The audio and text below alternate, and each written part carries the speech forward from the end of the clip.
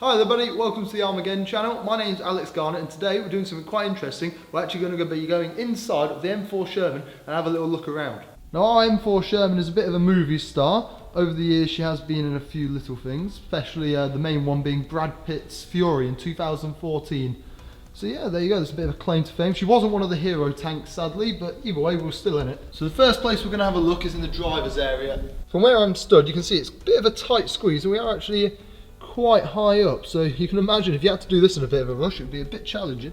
You can already see I'm sat here in the driver's area of the Sherman and there's not the most room. It's not absolutely tiny, as you can imagine. With the hatch down it would be a lot smaller in here, a bit more claustrophobic, but there is a little bit more room. Obviously we haven't got everything in here at the minute, purely because finding things for these nowadays, you can imagine it's horrendous. So where I'm sat now, you can see I've got the two tillers in front of me. These are obviously just how you steer. You've got your right here and your left, and just here you've got your primer pump, which you have to pump a few times just to actually get it running.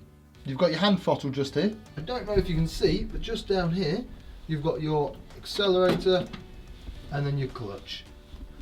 Just here to the right of me you've got your gear selector. This is the gear selector, and you're probably wondering what this big thing here, this is actually the gearbox. So you can imagine it would get very warm in here, especially because you are literally sitting next to the gearbox. Just here at the very back of it, this is where the kind of the fun part of it is. You can just about see down there you've got the prop shaft. And just here to the left of me, you can just about make it out. Say it's quite a big lump on your left. It's the dashboard, so obviously it's how you turn her on, or the speed and all that. And just above it, you kind of got your compass, which is a bit awkward to see, but yeah, there you go. We're now going to move over to where the bow gunner sits. So in this position you get given a 30 cal machine gun, and you've also got obviously a few periscopes, one here and also one when the hatch is closed, just so you can see through. Something we get asked quite a lot here at Armourgeddon is, do the tankers, do they get the same kind of kit as the normal, the normal average soldier? But as you can see, this is the helmet they would have wore, and as you can see it's not metal, just so you give you a better look inside and around. It's made of leather. Now the idea behind this is, it's not to stop you getting shot in the head, I guess you could say, it's just really to stop you knocking yourself out. You can see around me there is lots of parts just to whack your head on and knock yourself out. So this was just really a kind of a protect you from yourself, I guess you could say, and protect you from your tank. So I'm going to show you now how to close the actual hatch down in the drive position. You have to pull this while you're pulling the hatch down, which I'll show you now. So now you can see with the hatch closed, that is all the vision you would have been able to see. And as you can already see, it's got a lot darker in here. We've still obviously got that hatch open and the ones in the back, but it's already got a hell of a lot darker. When the hatch is closed like this, it really does make you think that it was definitely a team game when you were in here. You would have to rely so much on other people, with your commander telling you where to go and hoping that the other lads are doing their job properly. So you're now looking from where the driver sits, backwards. Just here you'd have 3 guys in this small area, and this is the turret.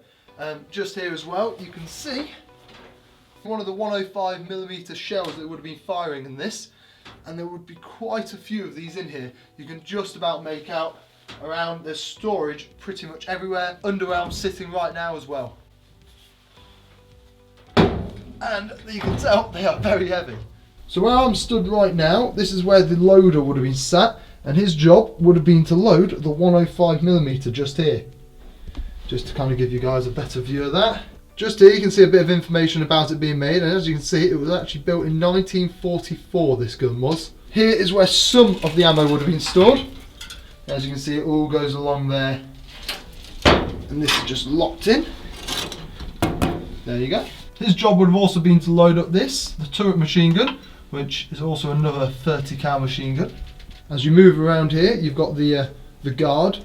And funny actually, when we actually had a World War II veteran come up a couple years ago, and he said one of the first things they did in this tank, or in their Sherman, they actually got rid of this, purely because to get out, you can imagine that is going to be right in the way. Just to give you another bit of a viewpoint, I'm currently stood up out of where the loader would sit, and this is the view you would have had. Obviously not of the Armourgeddon Museum, but just to give you kind of idea about the height. You've also here got another machine gun. Hello John. And as you guys can all see, that is where the commander and the loader would have stood. So where I'm currently sat now, this is where obviously the aimer would have sat, and where you guys are, this is where the commander would have sat or stood. You can really tell there was not masses of room in here, especially when the commander stood there as well. There would be so little room, and you can imagine if there's an emergency you need to get out, you've got to wait for him to get out first, and then you can get out.